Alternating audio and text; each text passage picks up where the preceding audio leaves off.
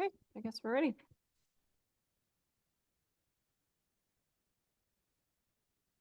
Okay, says it. Okay. All right, I will call to order the Yamhill County Board of Commissioners formal session for February 22nd, 2024. It is 10:19 in the morning. And Commissioner Johnston, would you please lead us in the flag salute? Pledge allegiance To the flag of the United States of America and to the republic for which it stands, one nation, under God, indivisible, with liberty and justice for all.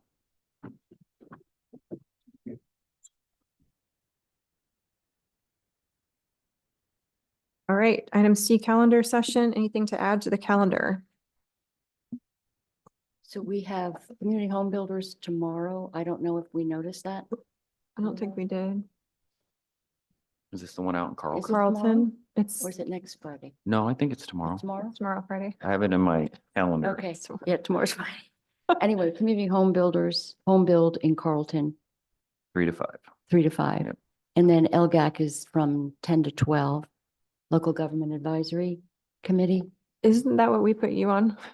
Yes, but It's I not ringing didn't know if a bell. anybody else shows up. Okay. It's been a while and a lot of it's on Zoom, so I never know who's on there. Okay. Yes, I'm on it. Okay. Yes, you put me on it.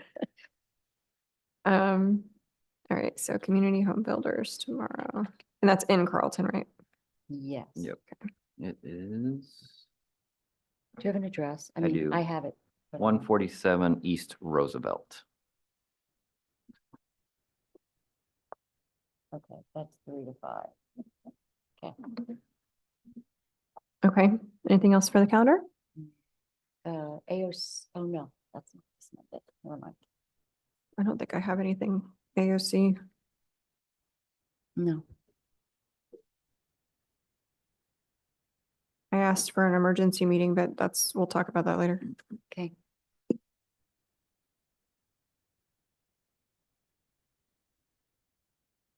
Okay. Item D is public comment. This time period is reserved for public comment on any topic other than an agenda item, a quasi judicial land use matter, or a topic scheduled for a public hearing. So if you have public comment today and are in the room, please come forward, or if you're online, please raise your virtual hand.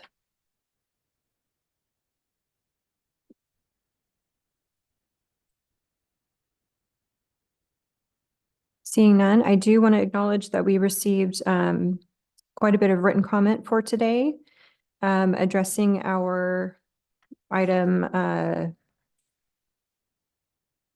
H1, which is the public health vaccine messaging conversation that we started last week. So I want to acknowledge those. I was able to respond to most of them. And then also we received a couple of written comments from the mayor of Newburgh, as well as Kate Stokes from CWC, with continuing questions around YCAP and the YCAP shelter. I have not received any communication from YCAP since last week. Anybody else? No. Okay. So I think we're probably at a point now where, especially with Mrs. Stokes's public comment about sort of the imminent nature of sheltering, where it might be appropriate for us to send another request for information to YCAP. I don't know how you feel about that, but. Uh-oh. No, I was just gonna say the timing, because Lindsay and I were just talking about this late yesterday and into this morning. It does look like what we were pending from OHA, there was YCAP had raised some questions about the status of releasing the funds, and based on the discussions, you know, there was consensus. It seemed like before we release the funds, we needed to be running that by the board. And so we were planning on bringing that forward next Thursday to have that discussion. Okay. Because again, based on the feedback, it seemed like there was consensus that didn't want us to release the funds, even though the contract's been approved, but you're wanting to have a discussion before we process that. And so we'll be ready to chat next Thursday. Okay, so we've heard from OHA then in terms of whatever Correct. was being worked out. Okay. Correct. The Um, covenants or.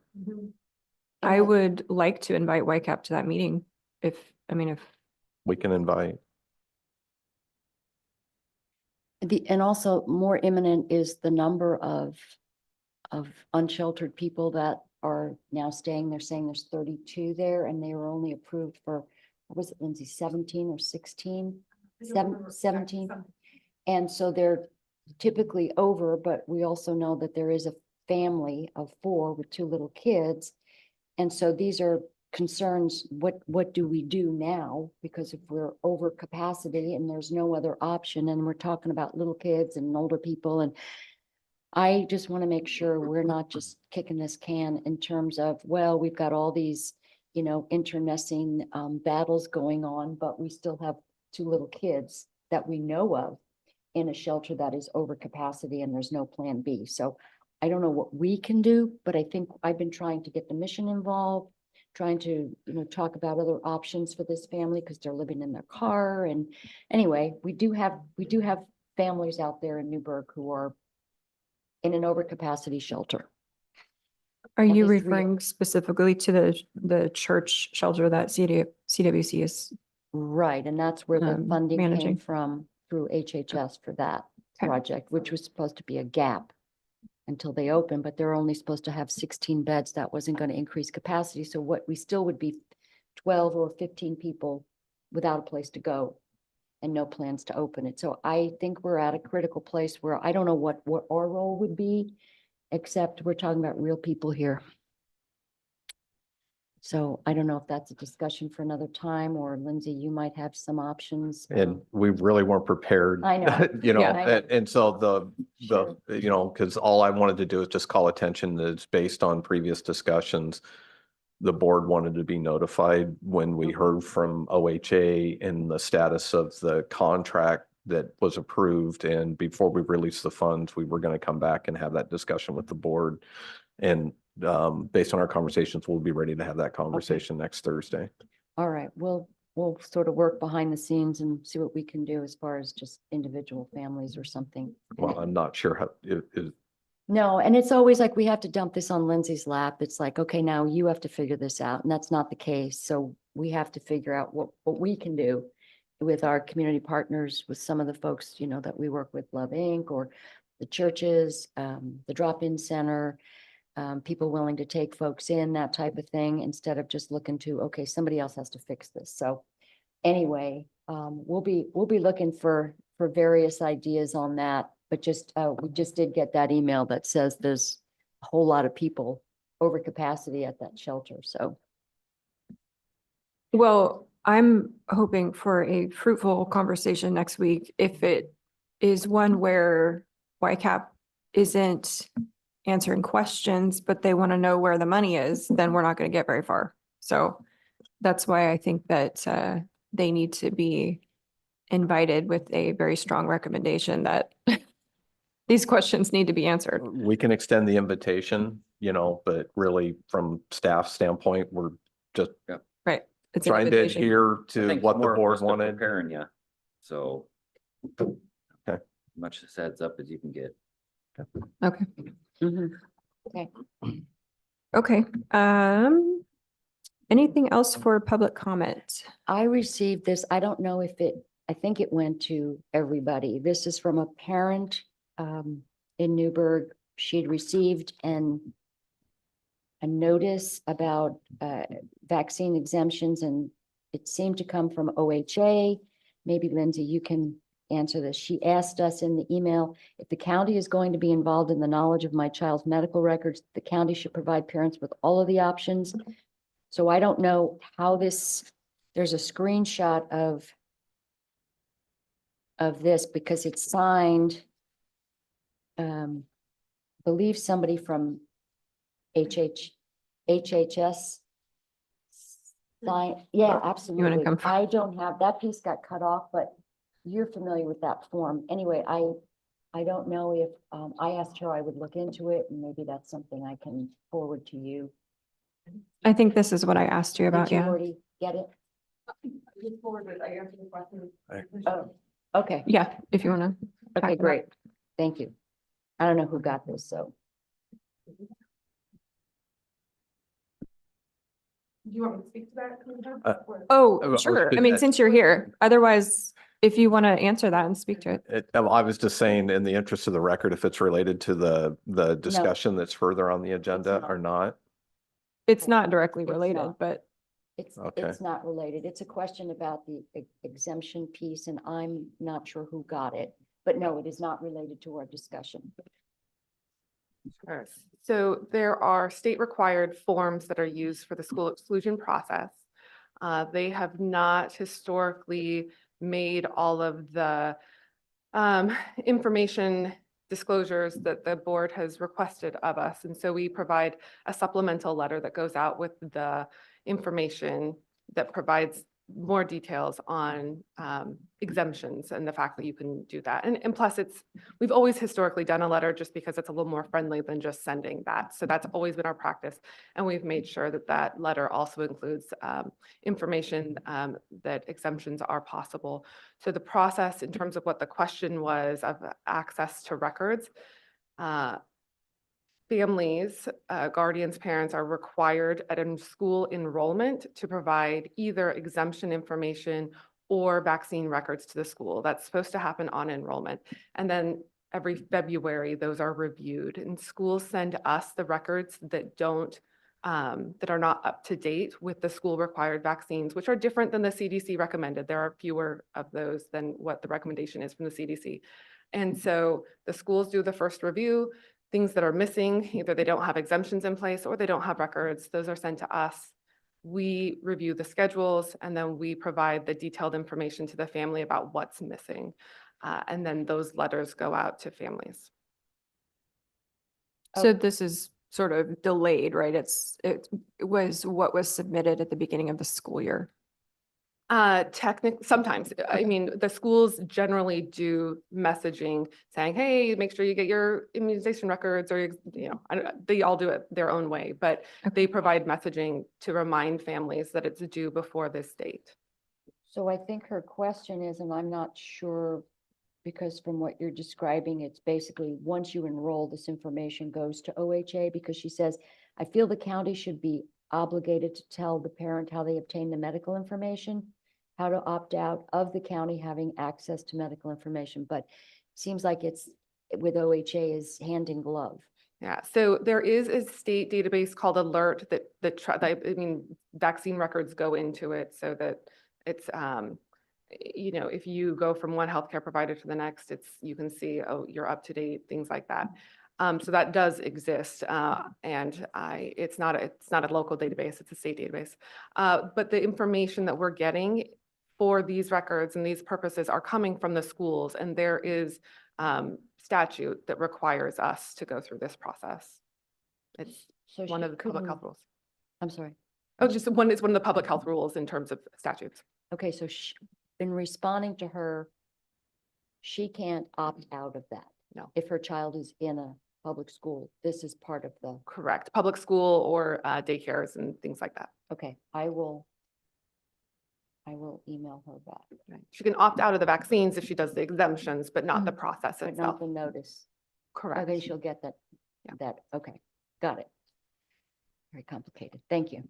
Yes, you're welcome. The one thing I noticed on there though is that it says this does not apply to any COVID vaccines. Is that because school districts have their own rules around that particular vaccine?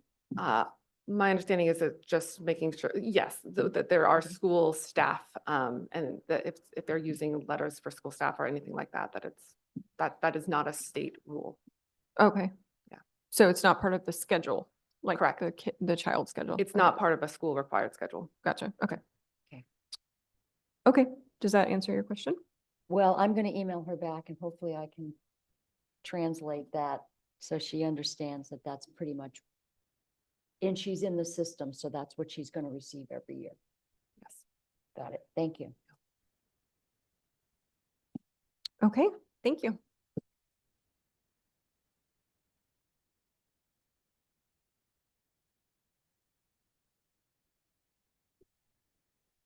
Okay, if there's nothing else for public comment, we will move on to department updates. There's nothing today. And item F is our work session. We have review and discussion of administration, organizational structure. And Ken, it looks like you're gonna lead us off here with this discussion. Everybody have the org chart? I don't have the right chart, but I have it memorized. So Jody's not here to get the joke. all right, so at the request of the board, we scheduled this work session so we could talk about some specific requests that the board has made, asked me to look at organizational wise. So I have some handouts I'm just going to share. I don't know if I made enough copies, but it should be enough for the board. So the first one that I'm handing out is what's now called Title II County Administration, which, you know, again, that was the original ordinance that established the county administrator's position in my office. The next handout is the current organizational makeup of county administration. This information is also, I believe it's available on our county website.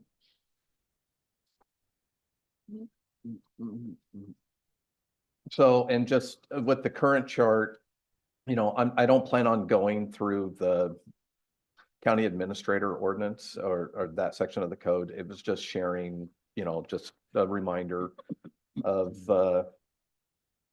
how the office was set up, my authorities, what's been delegated to me. You know, there's some specific things in there. And then also how have the ability to delegate authority in my absence to a deputy, because I know that's been a lot of discussions. Looking at the current chart, you'll see how we're currently set up. I have a deputy right now who really oversees, you know, my position. I oversee appointed department heads, serve as a budget officer. I'm also the county accountant, and I oversee all the operations for the county. You know, I just don't supervise elected department heads. As part of the internal team, Deputy Administrator Justin Hogue, he oversees those internal departments and programs that make up admin, which includes facilities, finance, HR, IT, transit, Commissioner Support Office, and then projects and programs from everything that the law library, grants and special projects, economic development, and you'll see we have a vacant management analyst position that we haven't filled yet. The next chart that I'm sharing is just based on the discussions that I've had, you know, receiving input from individual commissioners, and then based on the conversations that we had in scheduling this work session, is taking the input from the board about adding a deputy and a PIO and what that might look like organizationally wise and with the staffing changes. We're still in the process, the early phases of building budgets for FY25. So I won't have budgetary information. Again, I'm looking for guidance. The board wanted to schedule this, and I would build the budgets based on the input and what it ends up looking like organizationally. So I took again, a close look at it, and you're going to see that there's going to be a split between the divisions is the biggest thing, to where the current Justin, his position would essentially still continue to oversee things like capital improvement, insurance renewals, some of the internal services, including finance, IT, and facilities maintenance, that it's really more of those operational areas. And then with the new position, that position would also serve as the county's public information officer and also labor relations. That's something that I've added. That's a need that we have. We have 5 unions. It provides some additional support. Hopefully, you know, with more direct communication, maybe we can head off grievances before they're, you know, filed or find resolution or interact with the union reps. So that's what I'd be looking at doing that. And that's why you'll see human resources falls under that division, even though that's because HR right now does a lot of labor relations, but they're usually at the ground level. And so what you're going to see is just kind of a shift. One is more internal facing, which is looking at those internal operations. The other one is going to be more external facing. And so where you see like projects and working with Cynthia and transit and HR for that labor component, and then also assisting with oversight of the commissioner's office. And then the other item I put in there is this was something that I was already working on, is doing some changes within our office support. The county has grown enough, and some of the demands and requirements and supporting kind of board operations and records requests and everything else. There's an additional assistance needed there. So you're going to see that I have a proposed for a new office manager to help provide some additional oversight. So there it is. And again, I haven't built the budget for this. It's something I'm gonna be working on, and it's probably going to require some changes. I'm gonna have to take a close look at what the numbers and what the revenues can support in doing this. So, and at that, I'll just be quiet and answer questions. So I think, what we're looking at is really an addition of a deputy administrator, PIO, labor relations deputy, with kind of divvying up the duties, which is what I had in my notes is probably a better way to tackle this. So I would agree with that. But then we also have this new office manager position under support programs for our commissioners. Is there anything else that's been added? No, those are the Okay. only additions. Okay. What, can you, The only subtraction you'll see is we have position authority for a vacant management analyst position that we haven't filled. And so if this is a direction, we're just not going to fill that position. So you will see a subtraction if you look on the current flow chart. You'll see that there's a vacant management analyst position under programs and projects that we won't fill because we'll take it a different direction. Has that position ever been filled? No. Okay. can you describe, once again, I'm not clear on projects and programs Mhm. under the new chart, deputy administrator, what is that specifically? So you'll see that at times we have the grants and special projects manager, and we have economic development manager. At times we have programs or positions that are not affiliated. They support various programs, or they're not a specific department. So that's kind of where I include those. It might be a single person department. It could be, in the past, other examples before we moved it to the sheriff's office, emergency management would kind of fall into that kind of category.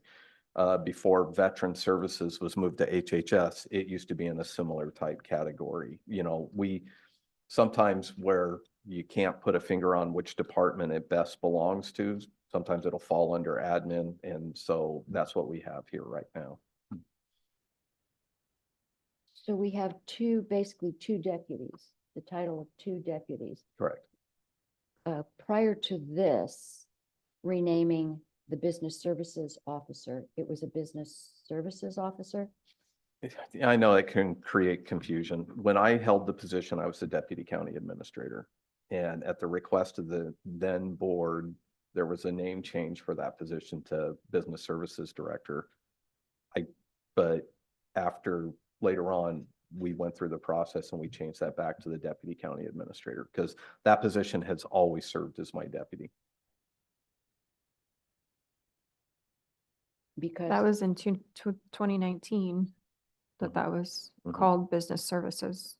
Right. That was before my time that changed. so originally, that position, that was what that position was hired for, correct? that person was hired for that, under that designation. It was not hired as a deputy. That was a title change. No, the classification was still the same. But originally, when that position was filled, it was not filled as a deputy. It was filled as a business services officer. It was a title, but all the duties and functions and responsibilities and the ability to serve as to serve as the county administrator in my absence was all built into that job description. It all looked exactly the same. It was just a different title. So you changed the title then? Correct. To Okay. more accurately reflect what Justin does. Okay, but was there a salary change with that deputy No, designation? no, It was exactly the the same. same. Okay, It was strictly a title change. okay. Yeah, because having two deputies is a little confusing. And then one would function as a jump-in co-pilot administrator and one more focused on some of the, for instance, capital improvement, the insurance, those types of things that have typically been associated with that Mhm. position. I mean, technically, either one of these positions could act as I designate. If I'm on vacation per the county administrator ordinance, I can designate in writing who's going to serve as county administrator. So budget wise, I know you said you haven't put it together, but Mhm. is the expectation that these two individuals would make an equal level of pay? Yeah, they'd be in the same range. Okay.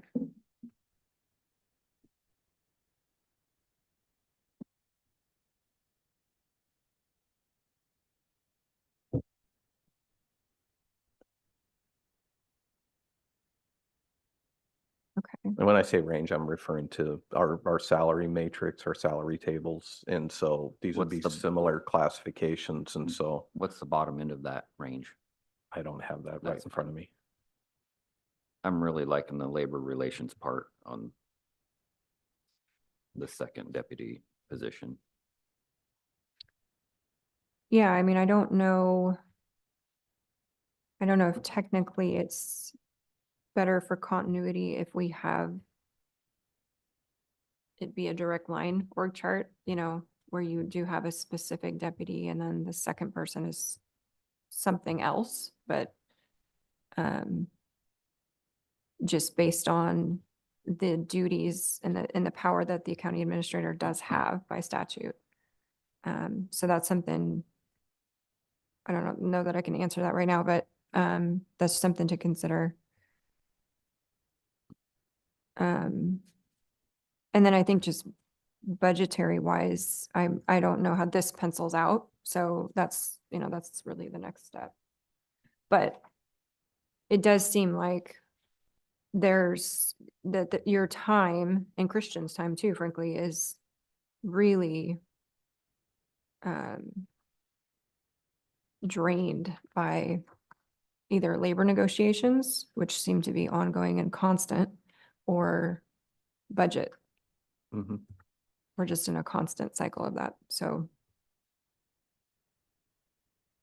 I do think there's a need, especially for just not only the PIO work, but I think just sort of management too, and FaceTime with commissioners and, we've grown to the point where we need help is my feeling. Over the last year, a couple of years, would you be able to pinpoint with this labor relations, what you believe it would take off of both of your plates and onto this new deputy? Well, I Just think, I'm thinking efficiencies or cost savings or cost transfers that would save Christian or Jody or their department. And then it gets into this, I'm just looking at ways it's not a complete salary, but where are our savings for that? well, what I was hoping is, and kind of like I said with the grievances, a contact point, interacting with the various labor organizations or the leadership Yeah. within there, being able to maybe schedule meetings and try to, head things off more informally before we end up in a formal grievance process, just to have those discussions and have that, responding to grievances is another part, because I'd be able to designate this individual to respond on my behalf for at step 2, depending on the process of the grievance. It, you know, yeah, and I see blue sky value that we Right. don't know, that we can't recognize right now. I Right. see value in that because you Right. don't know what you could potentially head off, but what you Right. do know is what you have in front of you now within the last year or two, that you could almost not precisely put a number to, but be like, well, this is X number of person hours that it takes to take care of this, and we might be able to put a value to that, and then pinpoint that value to where it either comes off of Christian's plate, partially off of your plate, and then goes to the new potential deputy administrator I would position. say, probably when you look at the workload or maybe some of the challenges, and in the one hand, you have a lot of the HR functions. It's more than just labor, but a lot of the Right. HR things that happen. It's a very busy office, and at times making sure, we get pulled into a lot of HR issues. And that just comes with the territory. It comes with the office. And so being able to support HR, there's times, because I get pulled a lot of different directions, that I think they would benefit from having that additional oversight.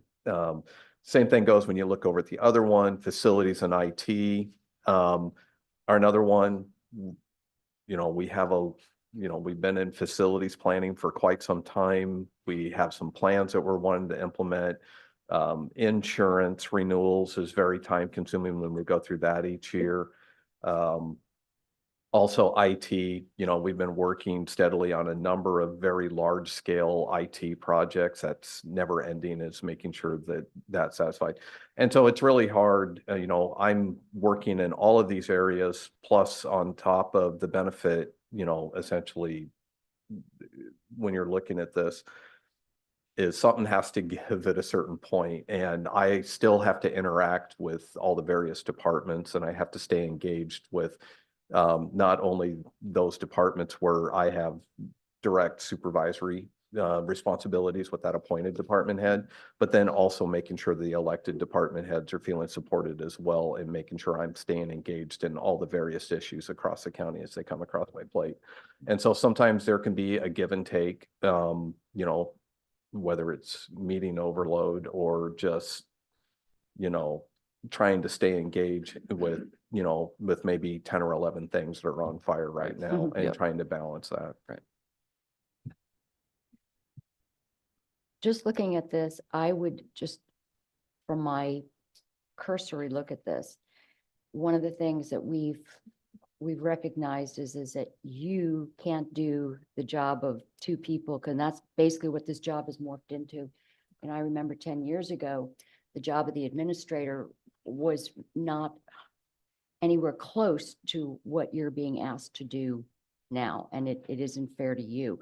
I look at it from 2 perspectives: obviously the cost to you, and then also organizational health. What does that do in terms of continuity of operations and making sure we have a co-pilot in case the pilot has to be away from the controls? So I look at that as basically your right-hand person. And I also think that PIO component would be because someone who's so conversant with what's going on in all the departments. So you've been that person during negotiations or whatever's going on. You've had to come up with I got to write a press release and it has to be done yesterday. So there's that, I think there's that component. I also go back to the original designation, the business services officer.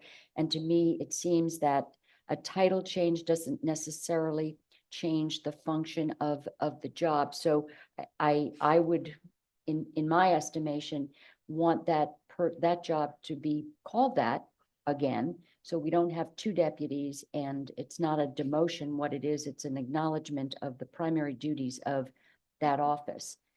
And there's more than enough for that person to do.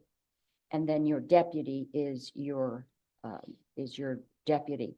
I also think about the financial considerations. If we're looking at budget constraints that we probably haven't had in a long time, and we have to be really honest, it's going to take sharpening pencils, it's going to take a scalpel, and it might be some uncomfortable cuts that have to be made. But I don't know how we can add to administration while we could potentially be asking for other departments to take a haircut. So I would be looking at really tightening our belt and doing triage and priority positions in administration, and where we can outsource some things, contract things out. I think that has to be something we can do, but we can outsource you or a deputy. So I would say that while there was a position built in that was not filled, I don't think we have the luxury of piling on and getting bigger while other departments might have to take cuts or do layoffs. So again, my perspective is you need a deputy, we need a deputy, the organization needs a deputy, our business services person needs to focus on all of the myriad details of running the organization. And again, we cut where we can cut, and I would be looking to do that as part of this reorganization. So if I'm hearing you correctly, you feel that there should be a linear line, like county administrator, one deputy specifically, and then Business someone. services. Which I have. But it still looks the same? Well, Or are you putting them ahead, below deputy? I think, yeah, business services would be below the deputy. Well, it's kind of an extension of that. My concern is that the current deputy position is 150, 160 plus total comp job. That's a very expensive position. So if we're adding another one, I'm not sure where the money comes from for that. So we are going to have to make some adjustments. I do agree that the office manager position is necessary just based on the workload that we have. I mean, we can't do without that. Before we go, at least for me, before I get 150 grand stuck in my head, I'd still want to know what the bottom of that scale is. I'm just talking about If it was current salary. Yeah. No, I like know, but if you said, hired somebody on, I mean, to me, you're not going to hire them at the top level. So I'd want to know what the lower range of that is. Hire someone as a deputy or a business services. person. Whatever. It sounds like it's the same position, But it isn't. but I mean, okay, if it's not titled the same position, it sounds like it's the same pay range. So I'd want to know what that lower pay of that in that range is for whatever you want to call it, a business or a deputy administrator. Sure. And and yeah, Just cost wise, so I can, process in my head instead of going right to the top of that, it's a $150,000 position. And I recognize that there was some confusion around the title change, but I just want to emphasize, I have a deputy county administrator right now. It's built into the budget. It's in the organizational chart. That's his title. that's his title. Correct. Understood. yeah. My point is that the current position makes a salary of almost 140, I think. So total comp, it's, pushing 160. So if we're looking at adding a second one, we're gonna have to find money somewhere. I mean, we're looking at cuts in general this budget cycle. So the money's gonna have to come from somewhere. And I do agree that the office manager needs to be there. That's a critical position in my view, but I'm looking at some of these other departments, HR, finance, IT, facilities, they can't afford to cut people to pay for a deputy. So we're going to have to get, as Mary said, we're going to have to get creative on how we do this.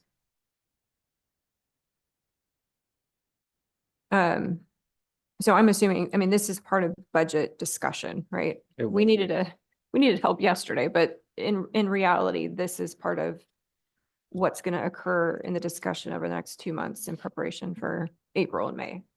Yeah, the board wanted to schedule this work session, and so I prepared this materials with anticipation that based on the outcome and the feedback from the board on what I have presented here, this is what I'd be building the budget to look like, subject to discussions in May. But I think we also have to define what is a deputy slash PIO. And that, again, that's my hybrid. And I don't know if anybody else thinks that's wise or if it's even possible to have that built into one position. I know it's a necessary component and it's a big piece because we really do need to have a narrative coming out of the county whenever there's an issue. This is what's going on. We know we can't depend on local news sources to give us just the facts, and people are kind of having to use that as their only resource. So I think it's important that we be the resource.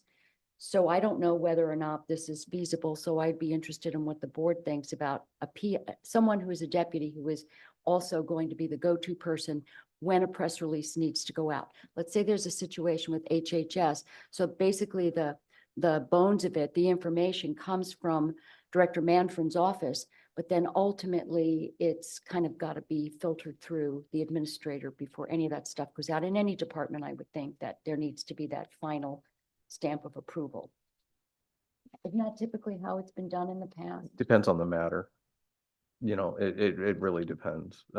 If there's something that requires an immediate, and it's really just a limited, it's not a county-wide, or if it's not, it's really program specific or department specific, the department would handle that. Right. And they don't necessarily, I would be looped in and given a heads up, that's going out, but I don't necessarily go into that kind of detail.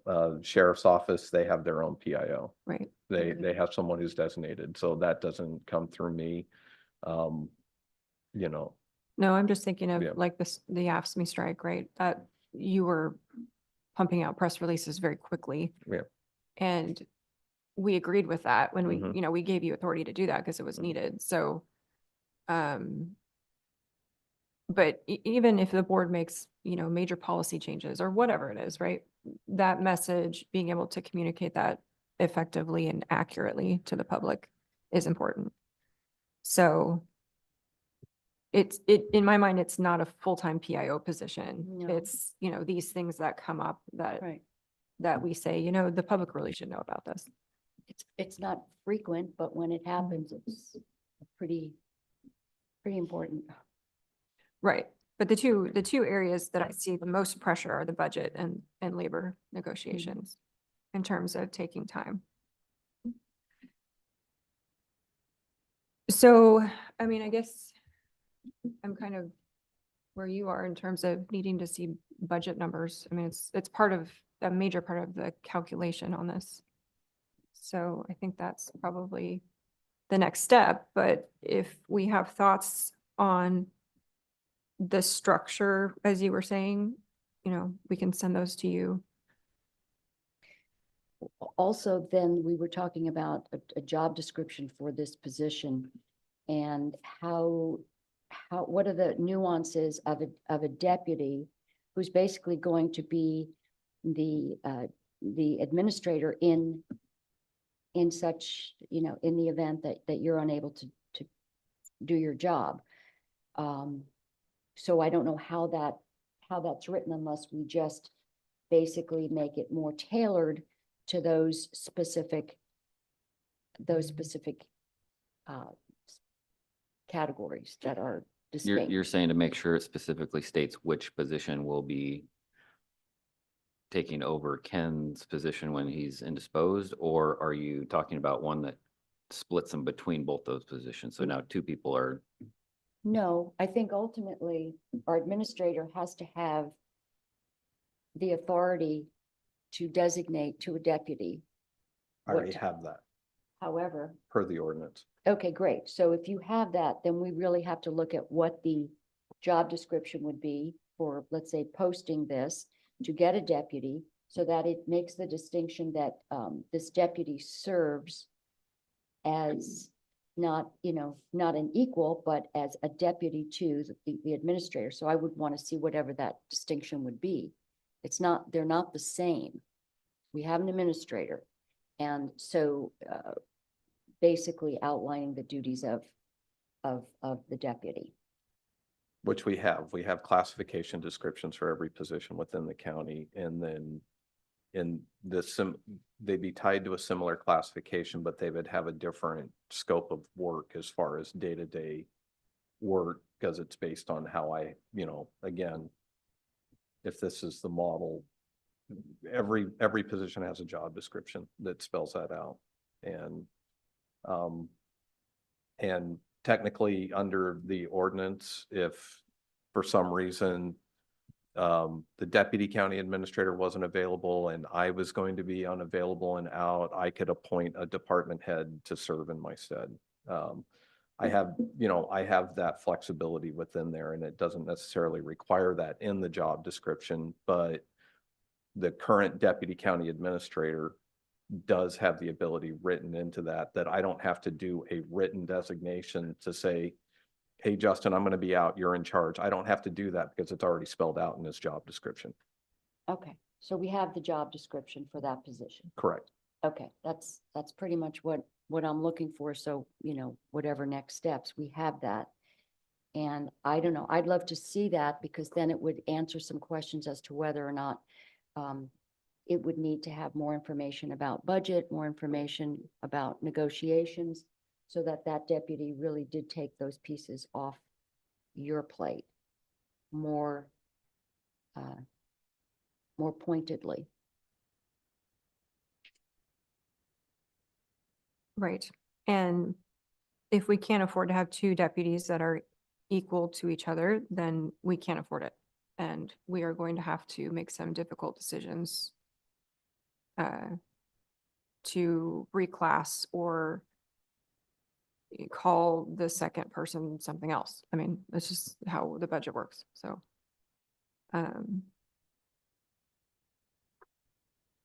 I think, in terms of the duties and the divvying up the duties, I think this tracks with what we think the needs are. I'm just not sure how it pencils yet. So that's sort of the next step for me. Yeah, budget wise. Further thoughts? Nope. Okay.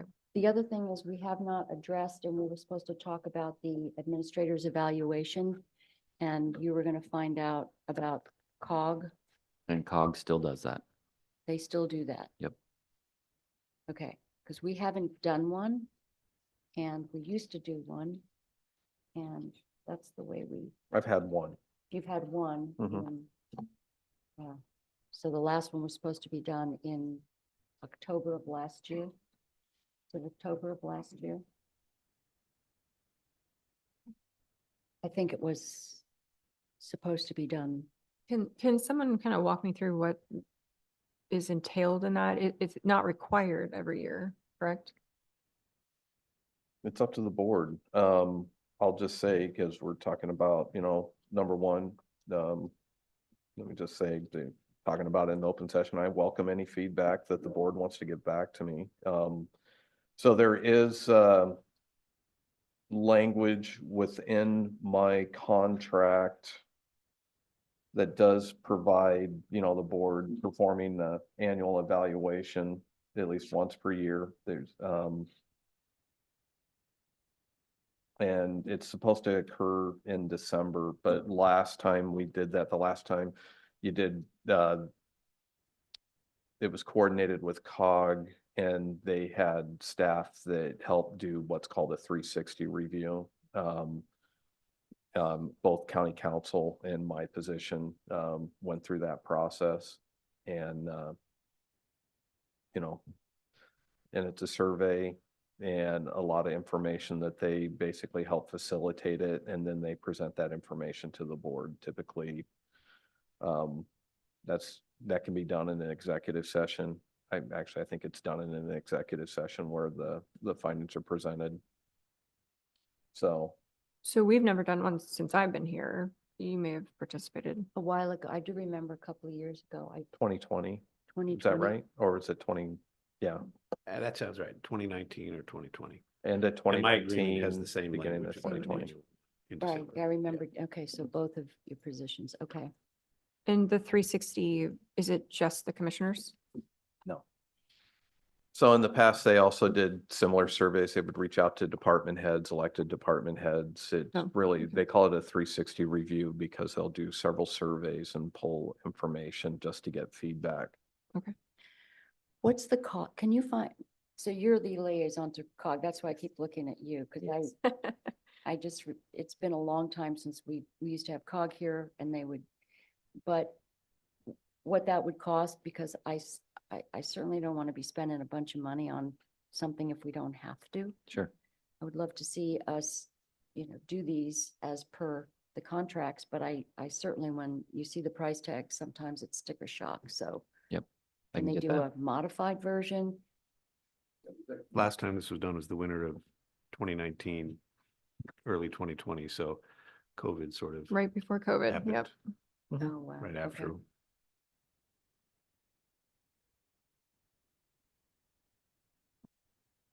Yeah, I agree, with the cost, but I do think that it has to be a fair process. And I think that they know what that is. They've done this many times.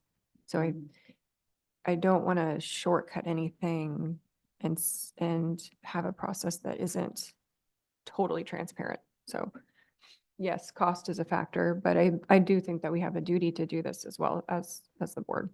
So, Okay. I'd like to know what it's gonna cost. Yeah, absolutely. Yeah, you'll probably, they may even have a range, but you probably get what you pay for too, based on how in-depth they do, how many interviews they do, but I'll totally get a rundown from them, so. The other thing is, yeah, and it's a pretty extensive time, it's a time consuming, because it requires that everybody basically answer a lot of questions, but we also do pay a fee to COG as part of our dues. Mm. So I'm wondering if that could be included or I'll find out. probably not, but it's worth asking. So, okay. And just to clarify, Christian, you didn't have one either since Correct. 19? Yeah, I mean, They've done it at the same time. Maybe one I way to think start so. would be to share the information that we had received after the most recent review with the board, so you can kind of get a sense of what they did and what the feedback was, and then you could decide if you felt there was time to do another full-blown Mm. evaluation or just build off of the work that was done before. Mm. That would Mhm. entirely be up to the board. Okay. Yeah. But that's just one idea. Okay. Okay, so we will get some feedback from Kit when you talk to COG. Anything else in terms of the work session? So essentially we are, the next step would be, we already have the job description technically. So perhaps it might need to be tailored a little bit to fit PIO and some of the new things we've talked about, but in essence, it's there. And so now we're just going to look at, budget wise, what it would entail for the administrative budget. Correct.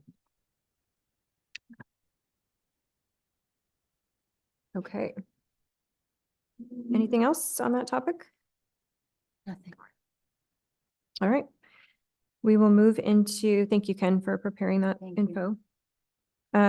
We will move into our consent agenda. Looks like we have a lot of meeting minutes. I noticed, one of the meeting minutes, item K should say 2023. I don't think we had a straggler from 2021, but it's possible. So I think that, just needs to be amended to say 2023 and, reapproval of Jason Fields to the Yamhill County Budget Committee.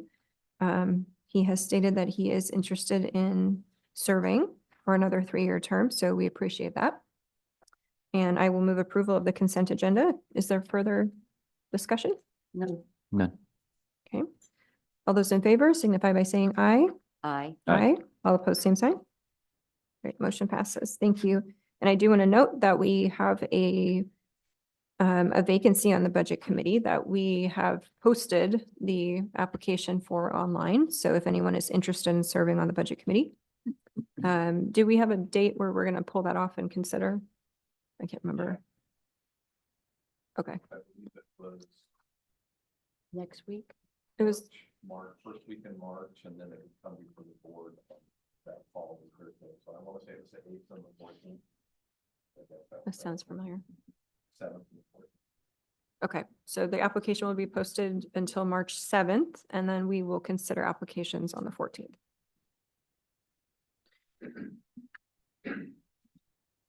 Okay, item H, old business. H1 is continuation of discussion of HHS public health vaccine prescription messaging, and this was continued from last week, February 15th of 2024. And we do have a specific policy consideration that was added by Commissioner Starrett, and it reads, consideration of a policy stating Yamhill County HHS public health vaccine and pharmaceutical product messaging is limited to information on availability and will not contain attempts to influence people for or against a particular product or intervention. Messaging will include notification that Yamhill County and Yamhill HHS make no claims or warranties concerning the efficacy or potential risks or side effects of any vaccine. No information on product testing has been provided to the county or its agencies by makers or distributors of any vaccine. So I will open us up for continued discussion. I think that, based on our conversation last week, this policy was really meant to be, as I understood it, meant to be a very simple policy statement about how we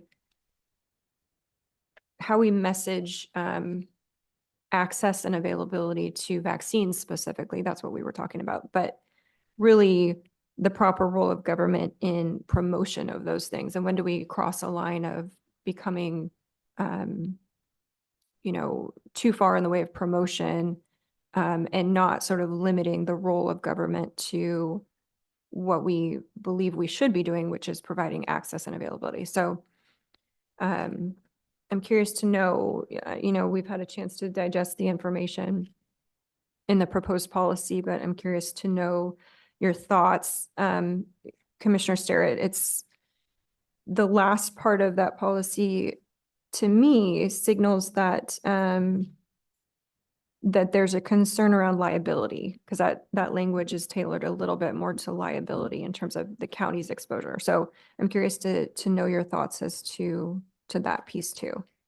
Yeah, a couple of things, Chair. I think we've seen a number of AGs in different states that we've got one AG in, I forget what state, suing FDA for misinformation regarding the COVID vaccine. So there's a lawsuit there. There are lots of lawsuits that are coming down the pike related to the COVID vaccines, and I want to make sure we get ahead of that. We know now that we're dealing with, for instance, with the opioid settlement money. Back when pharmaceutical companies were telling doctors that that OxyContin was not addictive, and a lot of prescriptions were written, and then now you've got lawsuits and settlements and then all of that. I want to make sure that we not only remove ourselves from any liability related to any particular vaccines, but in the interest of doing that we're not looking at, we have been promoting something which now there's an awful liability around it. The other piece, I want to make sure that we, again, this is not a debate about vaccines. I think we all have our opinions. Nobody's going to have their mind changed about pros and cons. What this is about is government's role. Do we, as a government entity, get involved in the promotion of a medical intervention, or do we acknowledge that we are given money through the Oregon Health Authority to provide these vaccines? They use the term promotion in some of the contracts, but really, what does that mean? I believe that we need to make this information available and not go beyond that by promotion. So I think while this is rather a wordy policy, that this should be the template for our policy, but that when it comes to social media and online, that we say these vaccines are available at public health or through your local provider. That's it. Not a promotion about this is important that you do this. If you don't do this, your baby's going to get sick. If you don't do this, you're going to get sick. That is not our job. We've received lots of emails from medical providers. One came in this morning from a physician who was practicing in McMinnville, who basically was very clear about her perception about what we're doing, and made a recommendation that we move away from promotion and we stick to acknowledging the availability. So I'm just going to want to keep it simple. And again, this is not pro and con vaccine. That's not our job. But our job is to have a policy as a local public health authority that neither discourages nor encourages, but stays neutral on the information that we provide. Thank you. I appreciate that. I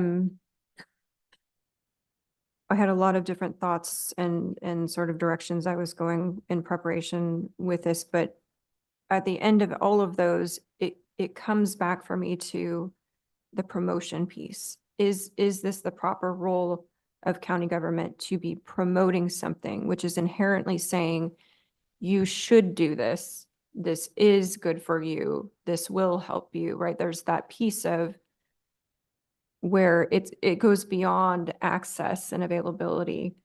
And it really kind of diverts from the personal choice of an individual.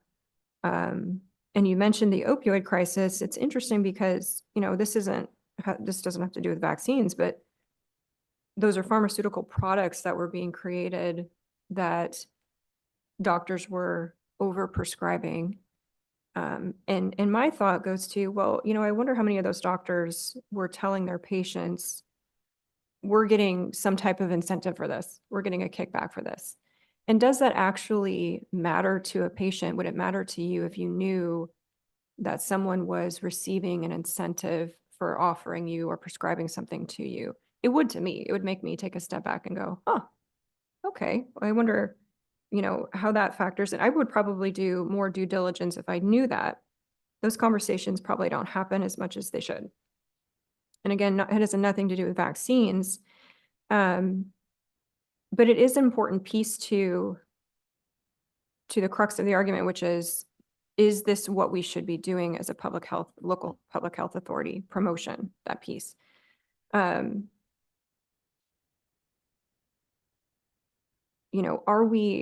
Are we in the business as a public governmental body to be selling a product in essence?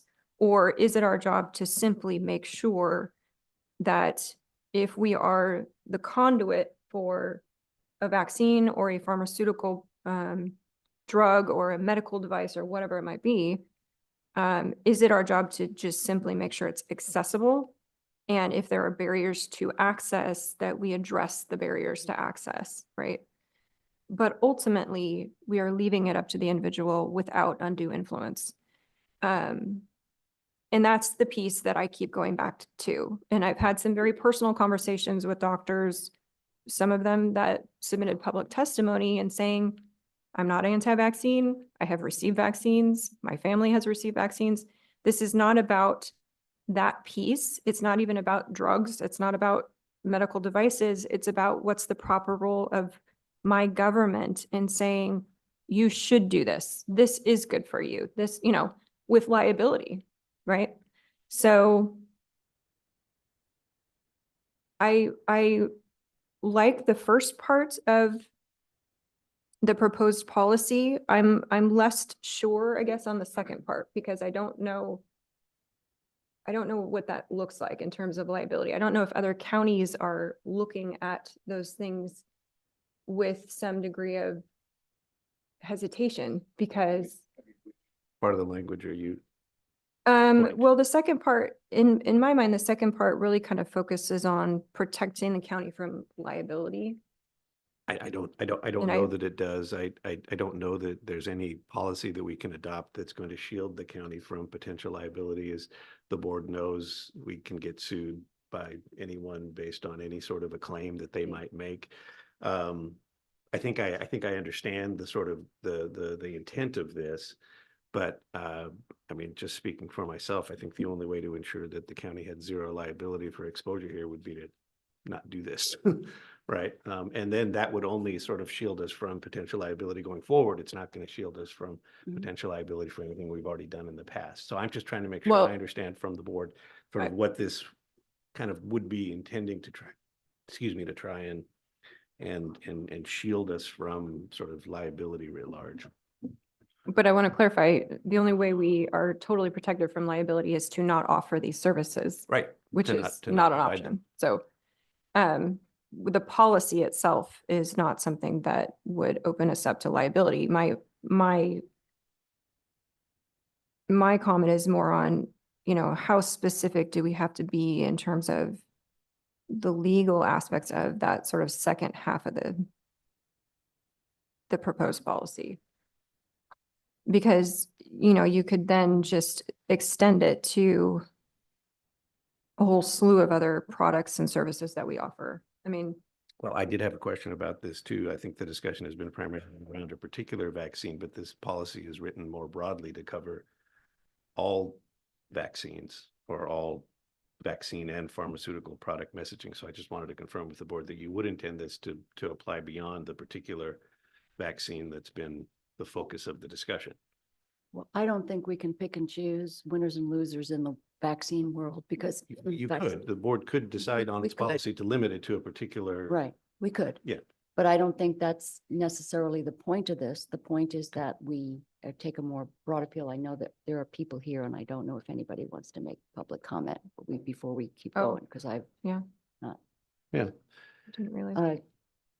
yes, but anyway, Another piece of liability would be ensuring that whatever the policy is doesn't put us contrary to what we've already agreed to and the board has Right. approved under the applicable OHA contract. So one way to address that would be to say, except as required under applicable agreements with the state, this is the policy. And then that would ensure that whatever HHS did was at a minimum compliant with our contract. so we have the word promotion. There is in one, I think it's in one one of the of the program contracts. elements under the Sure. latest IGA, if you want to. Right. It does say promote. And just to remind the board, remember, we did go through this discussion and asked OHA if they would remove the word promotion Right, a little correct. over a year ago. And the feedback we got at that time was that they were not able to do that. Understood.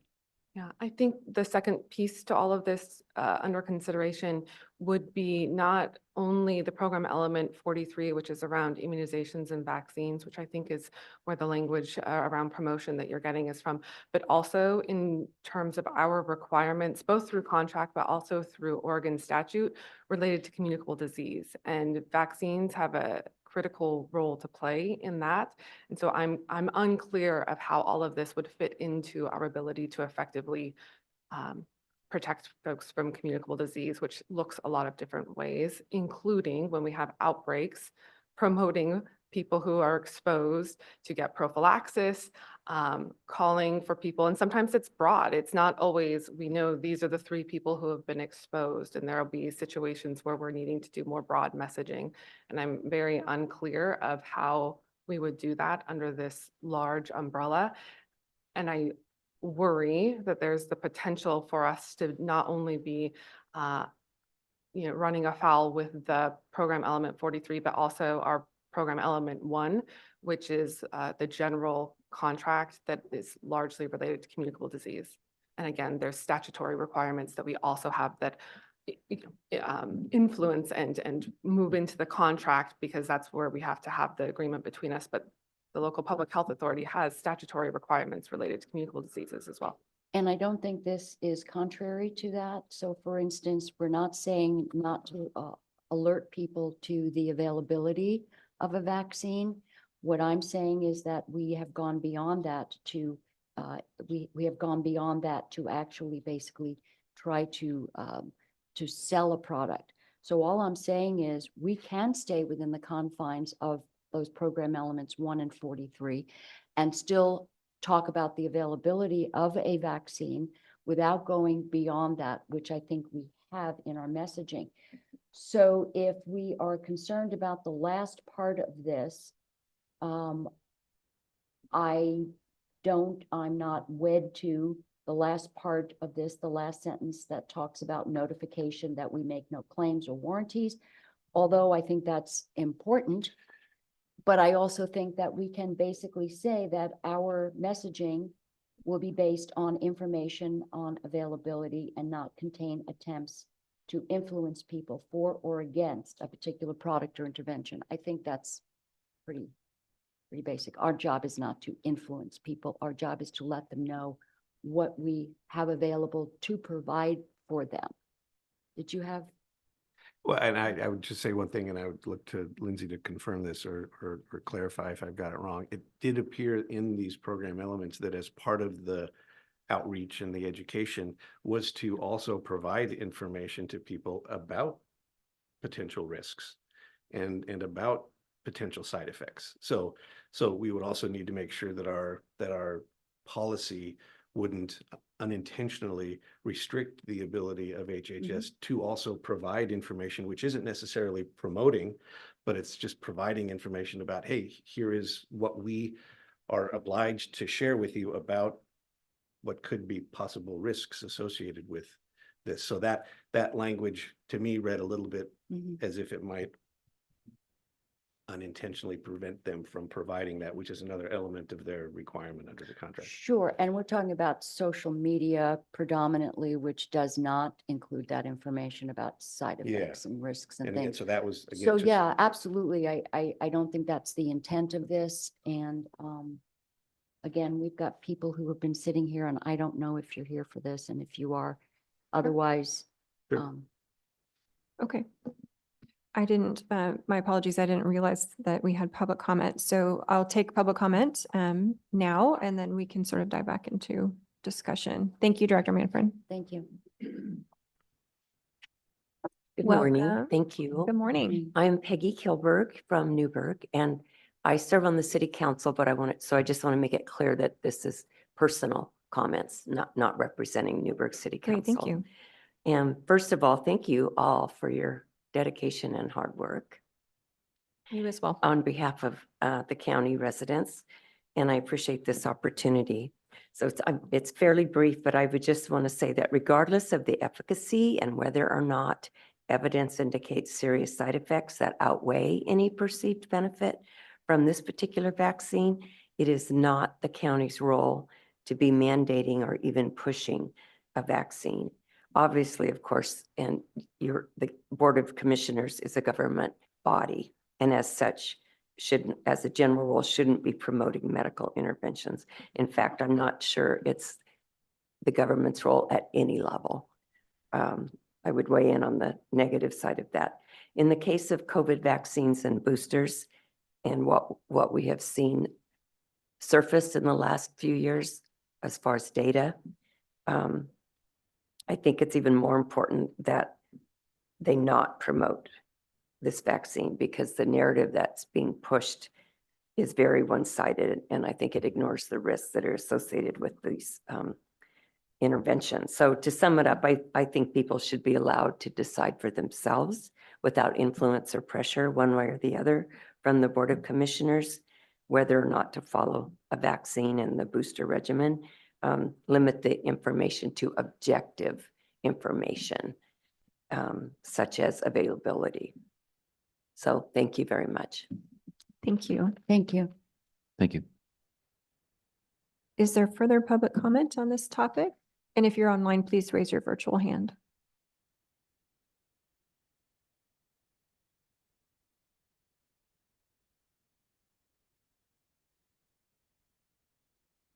Okay, hearing none. We will jump right back into discussion.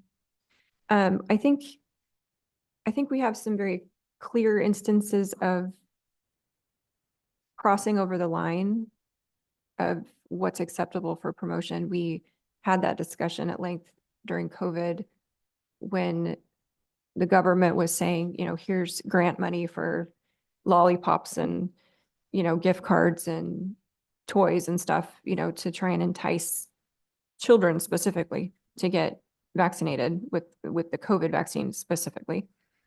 That was a very clear example, right? And the board said, we're not okay with that. It's unethical, it's immoral, and we don't want to be doing that as a local public health authority.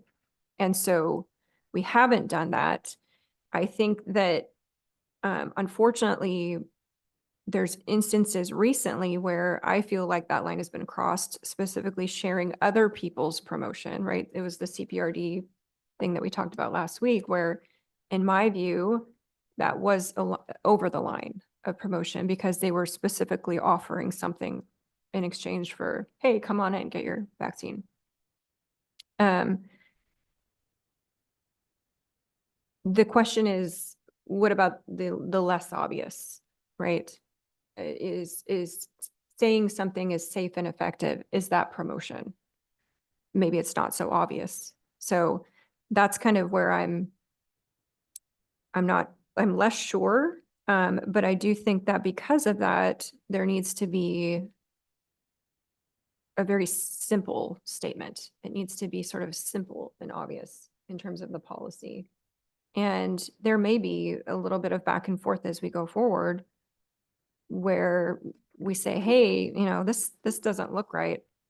But I'm not sure that we can just have this magic policy that then is interpreted in the same way by everyone. And that's my concern. I'm hearing that's also Director Manfred's concern. Thoughts on that?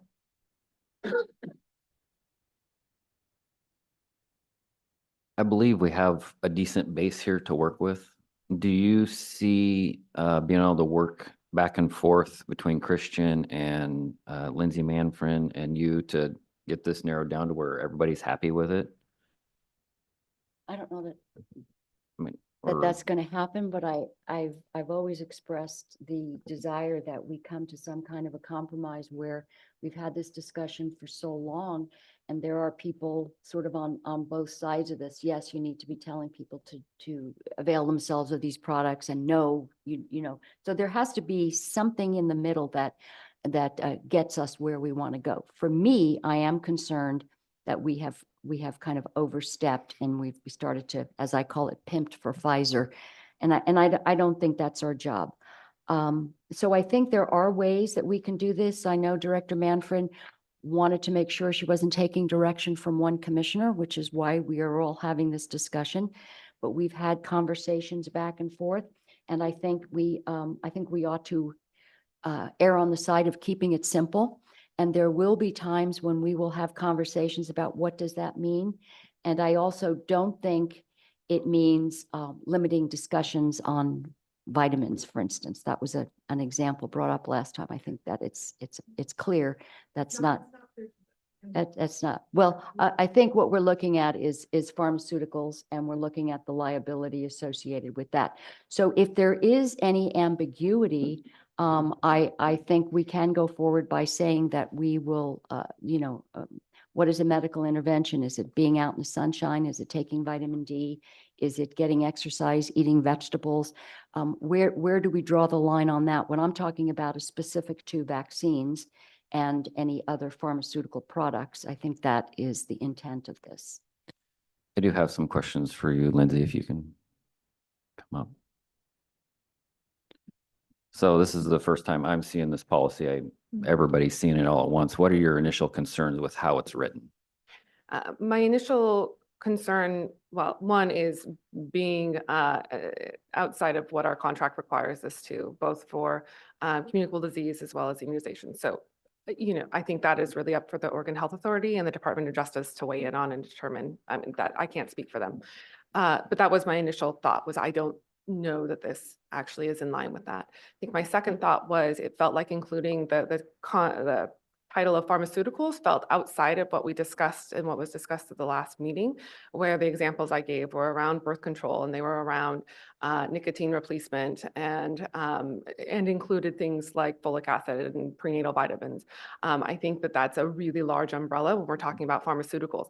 I think also when we're talking about supplements, a huge number of supplements are made from pharmaceutical companies. So are we just talking about certain things that are being produced by pharmaceutical companies? So again, it just feels so broad that it's hard for me to understand exactly what is aloud, and I have to be able to convey this to staff too, right? So if I am feeling like there's all of these questions in my mind, I'm not going to be effective in being able to even push out what it is that you're hoping for. And then I think really the third piece to that is, again, where is that line when we've got something going on? And there are times where I think it is appropriate for us to be recommending something to someone, or at least at the very least, recommending that they connect with their healthcare provider to talk to them about that. And I feel like there could be a way that we come to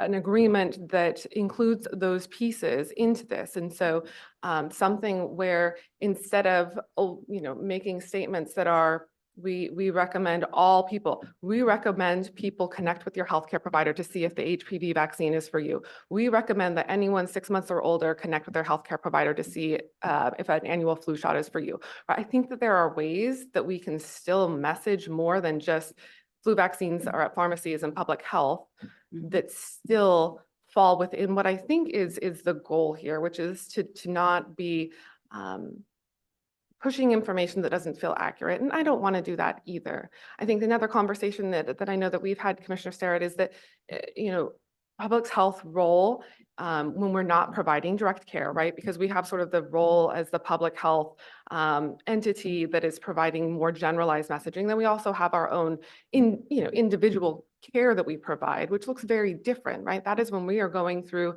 true informed consent, which can't be done on a global state because you're looking at the individual's healthcare needs, the individual's healthcare risks, their medical history, all of those things, right? And so those pieces happen certainly in our clinic, but the messaging to the public is more generalized. But I think that there are ways that we can provide that general messaging that maybe feels less forceful. And those are the things that I'm absolutely open to doing. I don't think that I have the availability to do that under the current proposal, though. Would any policy have to end up going through county council to be approved to make sure it doesn't get in the way of a contract that we have?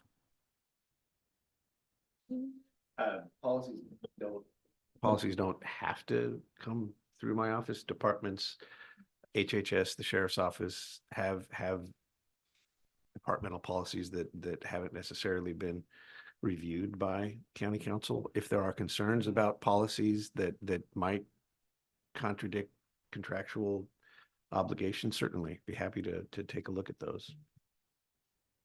Yeah, I think when we talked about promotion before, we didn't set a policy. We just sort of had a Yeah. discussion I mean, and like I said, one easy way to do this would be to caveat the policy to make sure that it's simply stated that, whatever was being done in accordance with the contract. But beyond that, we want to limit it to just that which is minimally necessary to remain in compliance. And we do vet policies, I'm gonna count that because we always try to loop in county council on it. I just, appreciate it, but- because there's a lot of caveats because, it depends on the nature of the policy. You have collective bargaining agreements, you have contracts with the state, you have funding contracts, you got grants, you got statutes, you got all that language that we go through. Depending on the topic of the policy, we do typically like to have council review and get advice on that. But we could adopt it and we could get notified by DOJ that we're in violation, as an example, that this policy could be violating our agreement with OHA, and then we'd be dealing with the repercussions of that.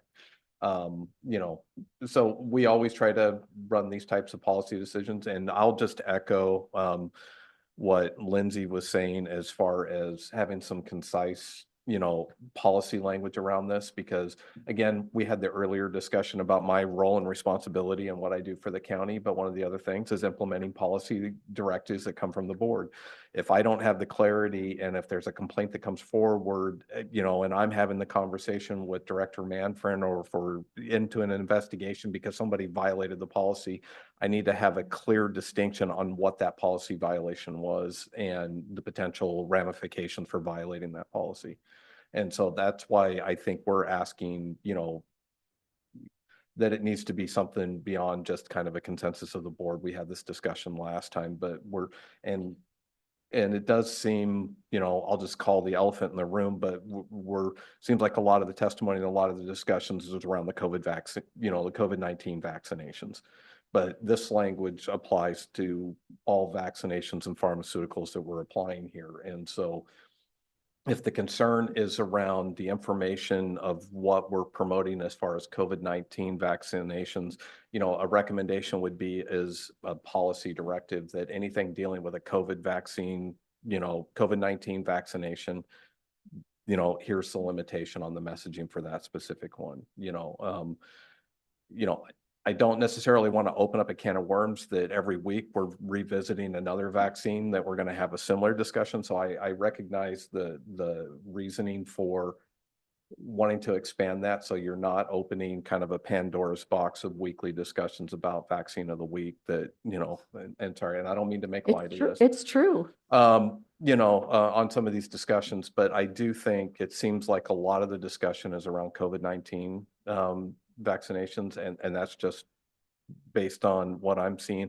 And so if there's a directive around that specific one and with some of this language, at least that gives it some more sideboards or a little bit more clarity for us on what the board is looking for and what the concerns are. So I would be adamantly against calling out one particular vaccine because, as we know, there's a sort of a rolling addition to scheduled vaccines. There's 18 now, 76 different doses.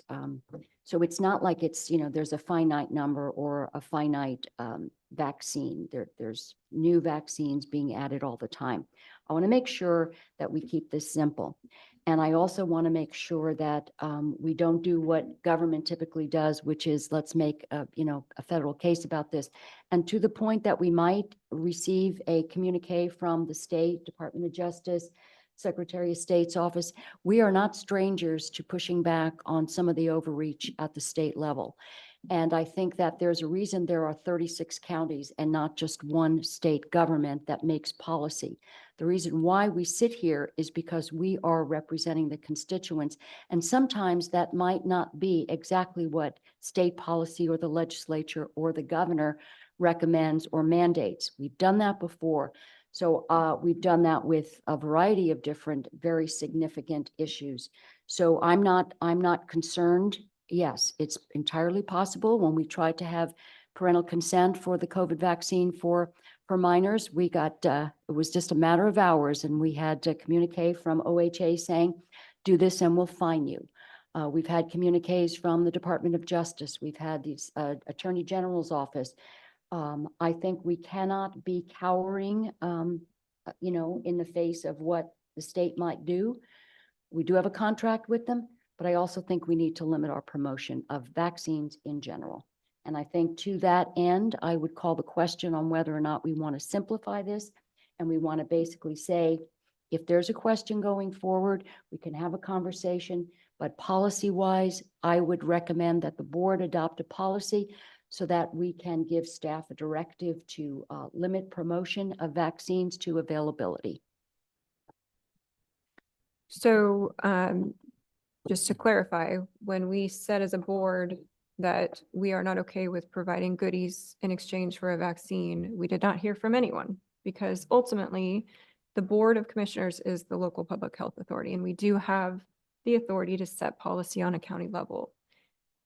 We did not even hear from OHA on whether or not that line violated a contract or a grant that was centered on promotion and that word promotion. So we were able to set policy, whether it was in a written form and voted on, or if it was just expressed, which it was, and we did not run afoul of anything. And at the end of the day, if we had received communication back from OHA or even DOJ and said, you're in violation of this contract, promotion does equal giving kids lollipops for a vaccine, we would have said, okay, then we don't want the contract anymore. And we have full authority to say that and do that. So I just want to make sure that everyone's clear that we do have a history of putting in parameters that we feel reflect the proper role of government. And we have not received pushback on that. I think that there seems to be, as Director Manfred was stating, there's a difference between the clients that you see directly in person and making sure informed consent is face-to-face and it's individual versus a general message to the public through social media or website or whatever. I think the concern seems to be that when we're scrolling through Facebook or whatever, and we see a promotion by Yamhill County Public Health and it says, get your COVID-19 vaccine today, it's safe and effective. If you were sitting in front of us as you are, and you're looking at Commissioner Starrett and myself and Kit, you can't say that that particular product would affect us all the same because it's not true. It could affect you differently than me and Kit. So there is a difference between individual informed consent and these generalized messages that we're sending out.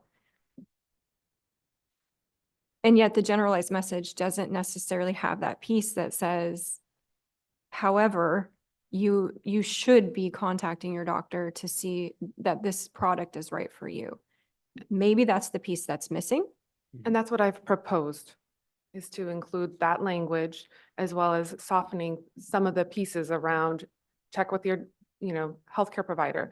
But I think an important piece is not every vaccine is recommended for every person, right? And everything. So counter to what I think is out there, right? We're not pushing every vaccine on every person. There are certain people who are at higher risk for certain illnesses because of certain things. Maybe it's because they're traveling. Perhaps it's because of a lifestyle.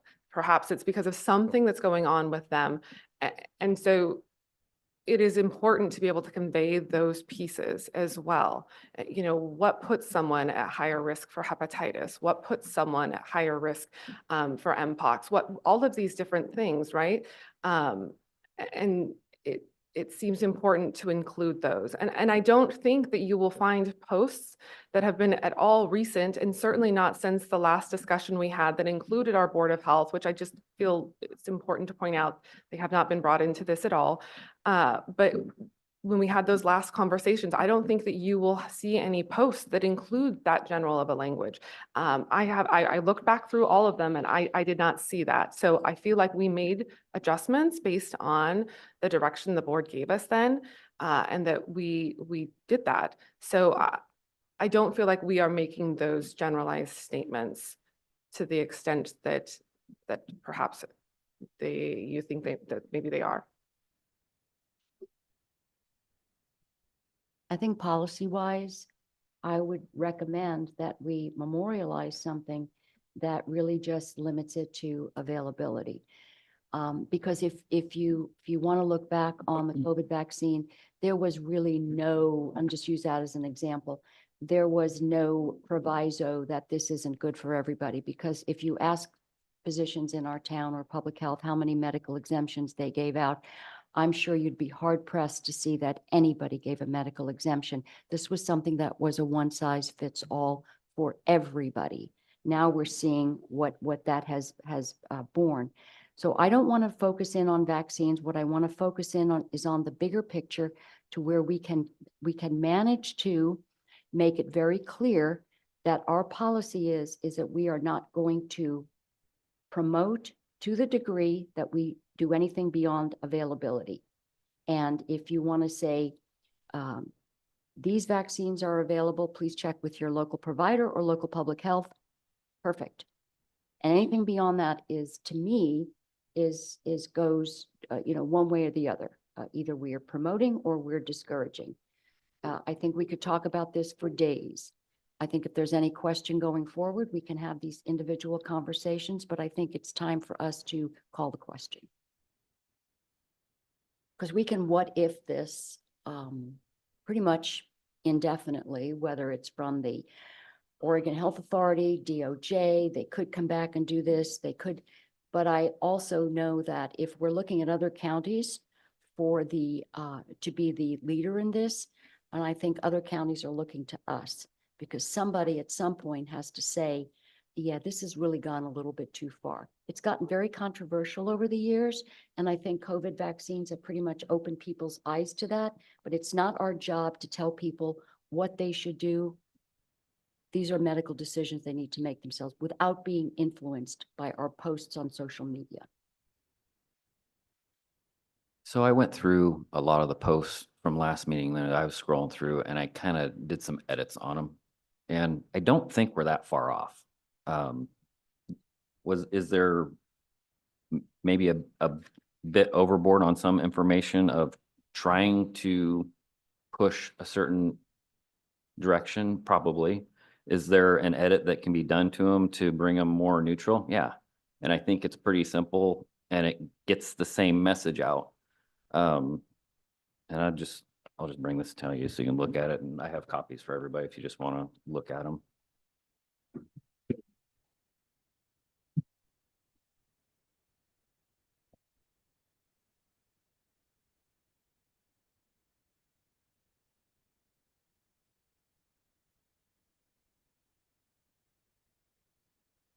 Thank you.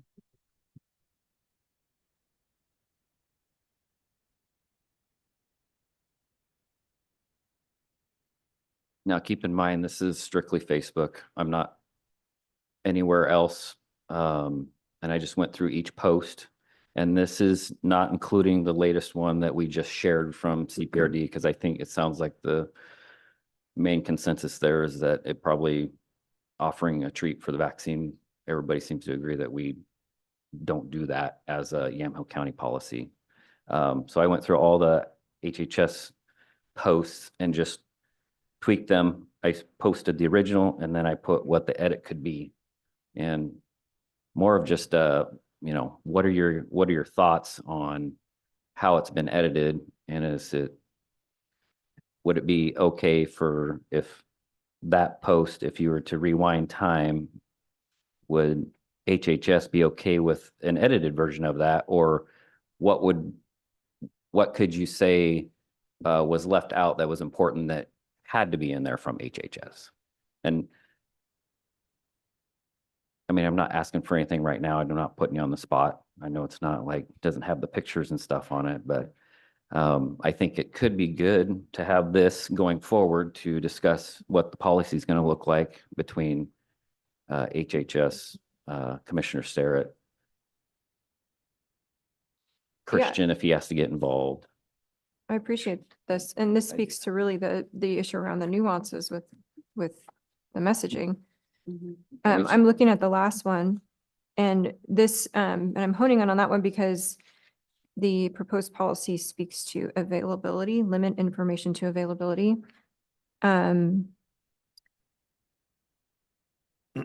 It says the original, "Are you getting a flu shot this year? It is recommended that everyone 6 months or older get one. The flu shot significantly reduces your risk of getting hospitalized from the flu. Check with your doctor or pharmacy for availability." So it's focused on availability, right? It's promotional. I think it's promotional, but it focuses on availability. I guess what I would want to see instead is something that emphasizes informed consent and individual choice more than just availability. I don't know. If we are limiting a policy to speak to specifically availability, it really doesn't address the other components for me that are important, which is access. It's informed consent. It's checking with your doctor about your individual needs. Those kinds of things. So I don't know that I would be comfortable focusing on just a limited information on availability.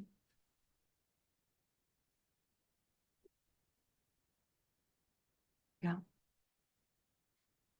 I know how to modify the post to how I think it should read to be just kind of neutral, but I'm not going to sit here and pretend that I know how to write a policy to reflect that. Mhm. So that's what I can offer. Right. Sure, And- no, this is helpful.